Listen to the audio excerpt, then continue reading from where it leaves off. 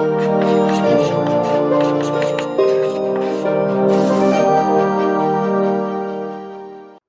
लोगों ने बात की थी पिछले वीडियो में व्यवसाय के क्या क्या उद्देश्य होते हैं और फिर देखा था कि उनको ब्रेक डाउन करने के बाद से हमें बहुत सारे उद्देश्यों को भी निर्धारित करना पड़ेगा, क्योंकि अल्टीमेटली आप रियल लाइफ में सिर्फ लाभ कमाना उद्देश्य नहीं हो सकता, वो कैसे करोगे वो भी बहुत महत्वपूर्ण है।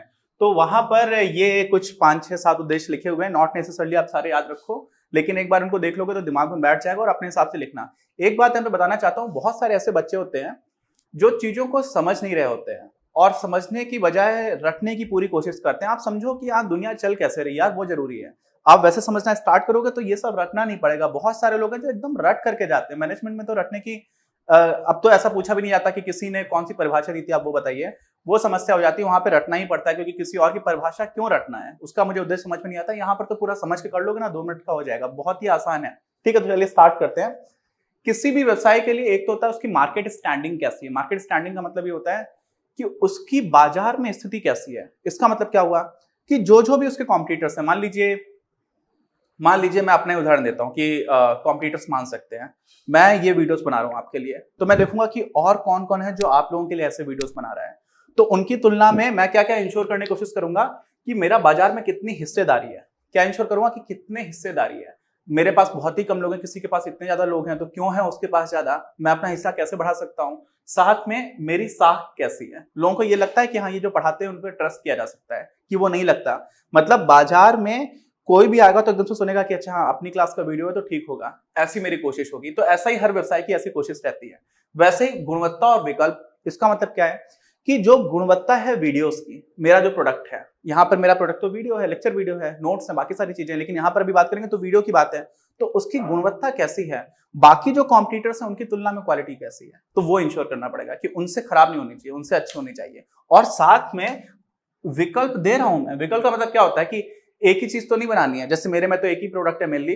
विकल्प का मतलब होता है कि आप किसी भी दुकान पर गए, कुछ भी हो सकता है, बर्तन खरीदने गए तो आपको पता चला आपको प्लेट खरीदनी है, एक ही तरह की प्लेट है, तो वैरायटी होनी चाहिए जिससे कि अलग अलग तरह के लोगों को अलग अलग तरह की चीजें पसंद आती है। ठीक, एक ही कंपनी, कोई भी कार कंपनीज होती है तो कार कंपनी से बहुत सारी तरह की कार्स बनाती है ना।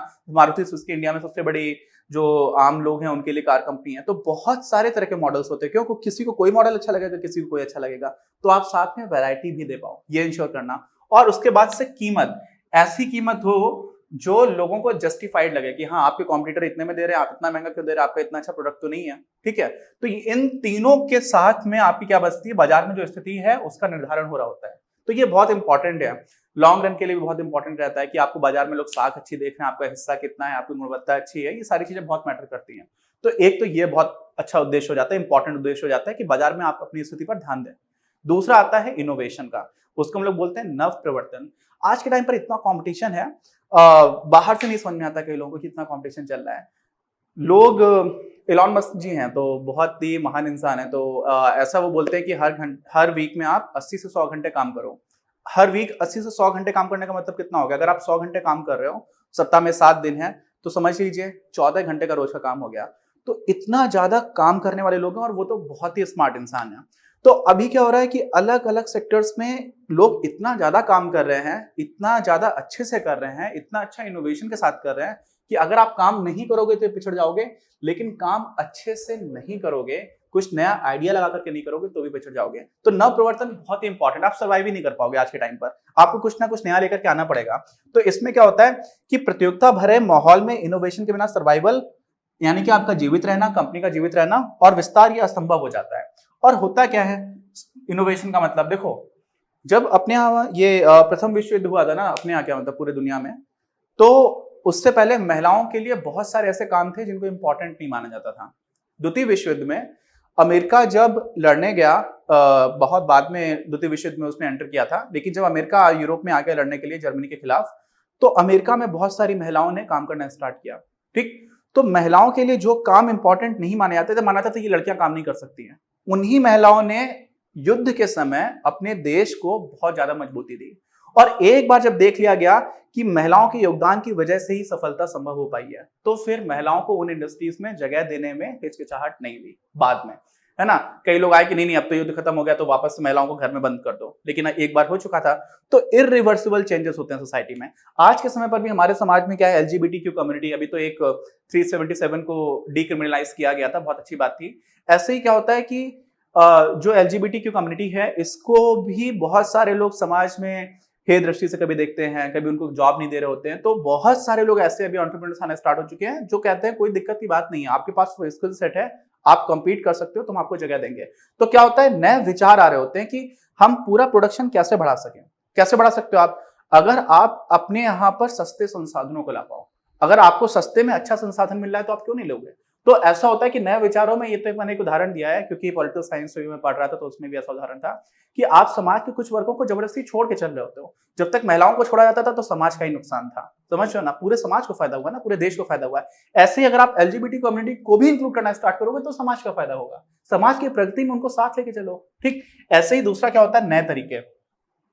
किस चीज के नए तरीके, जो भी आप प्रोडक्शन कर रहे हो उसमें कौन कौन सी प्रोसेसेस हैं और ज्यादा एफिशिएंट बनाए जा सके, सप्लाई चेन को और एफिशिएंट किया जा सके, कोई अच्छी मशीन आ गई वो किया जा सके। प्रोडक्शन में तो बहुत तरीके हो सकते हैं, है ना। इलेक्ट्रिसिटी हो सकता है आप सस्ती तरह से बनाना स्टार्ट कर दो। सोलर मान लीजिए बहुत ज्यादा अच्छा इनोवेशन हो गया तो अब आप सरकार से बिजली खरीदना बंद करके अपने आप ही बिजली बनाना स्टार्ट कर दो सोलर पैनल्स लगा करके, अगर उतना अच्छा इनोवेशन हो जाए तो किस तरह से आप अपनी लागत कम कर पाओ, किस तरह से उस प्रोसेस को ज्यादा एफिशिएंट बना पाओ, किस तरह से ज्यादा लोगों तक पहुंच पाओ। मार्केटिंग, हर चीज में इनोवेशन की जरूरत है। डिजाइन में कई बार ऐसा होता है कि बहुत पुराने तरह का डिजाइन है, आप देखिएगा डाबर च्यवनप्राश बचपन में मैं था तो आता था बहुत अलग तरह का डिब्बा होता था, उसके बाद से इतने ज्यादा नए नए तरह के डिजाइन चेंज करते चले गए ना, तो होता क्या है कि टाइम के साथ साथ आप डिजाइन चेंज कर रहे हो तो लोग लोगो चेंज कर देते हैं। हालांकि कंपनी बर्बाद हो गई है, वीडियोकॉन नाम का, उसका लोगो भी पूरा चेंज हो गया था। तो डिजाइन से क्या होता है, एक ज्यादा अपीलिंग लग रहा होता है, हर टाइम पर ट्रेंड्स चल रहे होते हैं, तो बहुत उसमें भी आपको इनोवेट करते रहना होता है कि नहीं नहीं लोग अब ये पसंद कर रहे हैं तो ऐसा करो, लोग अब ये पसंद कर रहे हैं तो ऐसा करो। ठीक है, तो ये हो जाता है आपका इनोवेशन। वैसे ही तीसरा जाता है उत्पादकता। उत्पादकता को सिंपली बोल सकते हैं प्रोडक्टिविटी। जैसे चीन और भारत में अगर आप एग्रीकल्चर की बात करोगे तो भारत में चीन की अपेक्षा खेती योग्य भूमि काफी ज्यादा है, दोगुने से, लगभग दोगुने से थोड़ा कम है। वहां पर कुछ 80 मिलियन हेक्टेयर से, हमारे यहाँ पर 141 है। लेकिन टोटल जमीन चाइना में बहुत ज्यादा है, हमसे 3 गुना है, 3 गुना हमसे ज्यादा एरिया है उनका। उसके बाद भी चीन में राइस, चावल का प्रोडक्शन बहुत अच्छा होता है, वहां पर प्रोडक्टिविटी बहुत ज्यादा है। प्रोडक्टिविटी का सीधा सीधा सिंपल मतलब समझ लो कि कितना उत्पादन हो रहा है और आपने उसमें कितना निवेश किया। आपने 10 रुपए लगा करके 20 रुपए बना पा रहे हो और कोई 10 रुपए लगा करके 30 रुपए का सामान बना ले रहा है, तो उसकी प्रोडक्टिविटी अच्छी हो गई। तो जितना ज्यादा होगा ये रेशियो उतनी ही ज्यादा अच्छी प्रोडक्टिविटी होगी। ठीक, तो इसको बढ़ाने की कोशिश करते रहना। तो अगर आप देख पा रहे हो कि यार आप तो एक वीडियो बनाने में 10,000 रुपए लगा दे रहे हो और दूसरा इंसान 7,000 में उससे अच्छा वीडियो बना ले रहा है, तो इसका मतलब क्या हुआ कि आपकी प्रोडक्टिविटी खराब है। ठीक, अच्छा, तो ये भी उद्देश्य होता है कि हम इस प्रोडक्टिविटी को कैसे बढ़ा सकते हैं।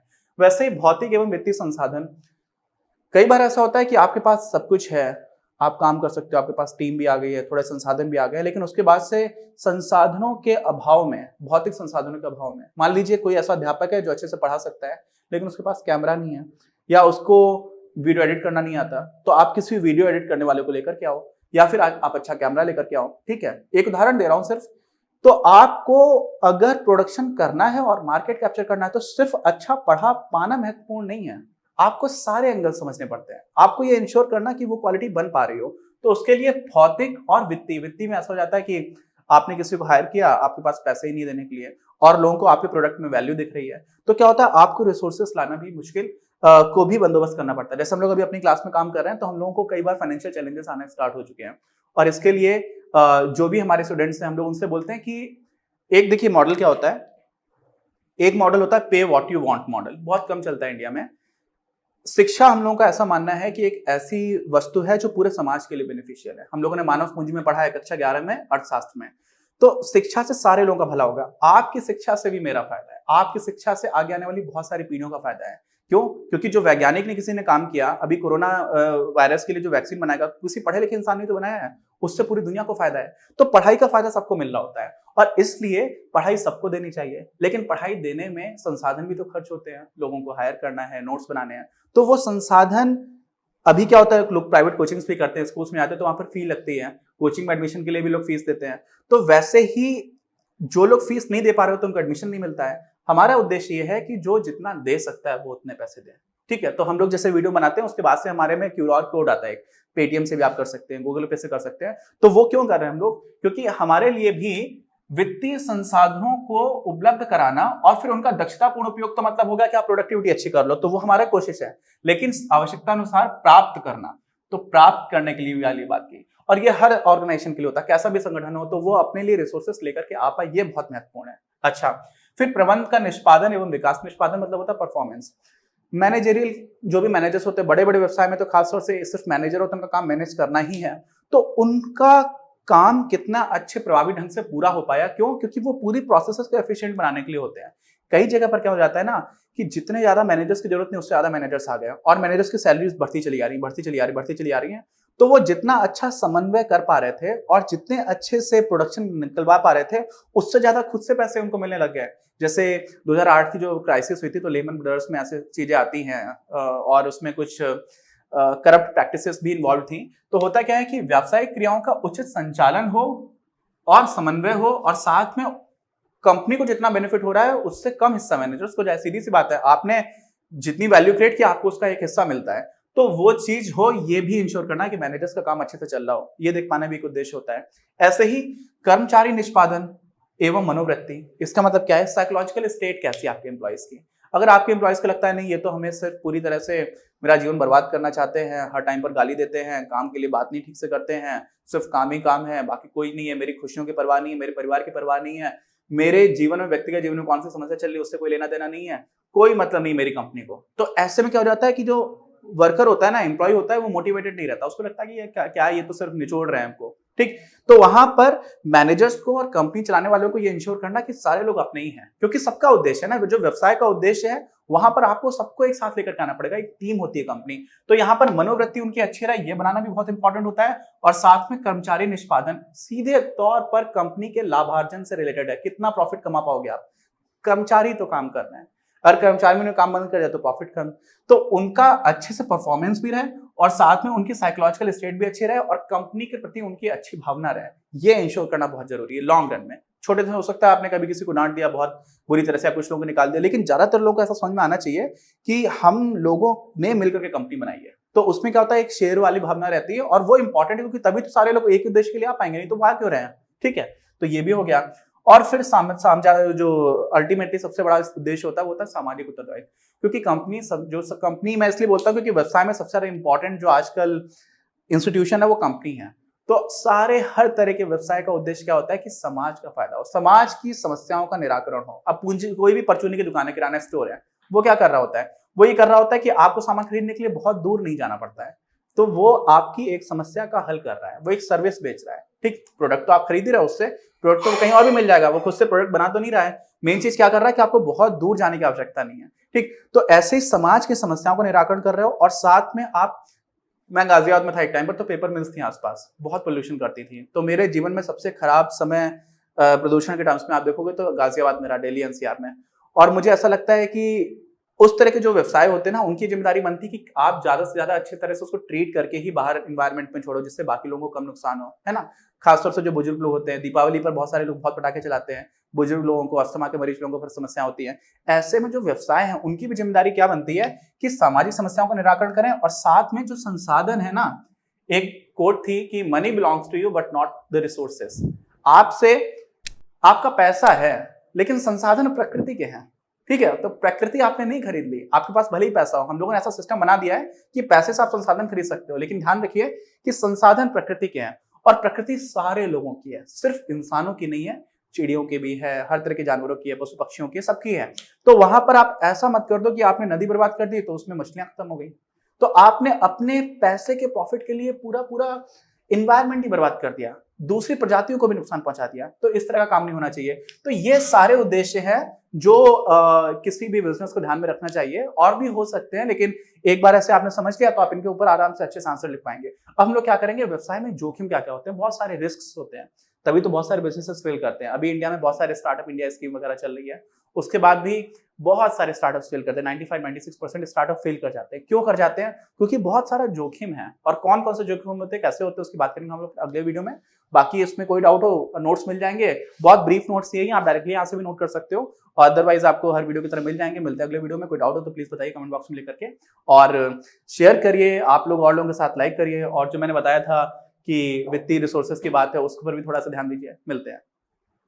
इस वीडियो के प्रायोजक हैं आप।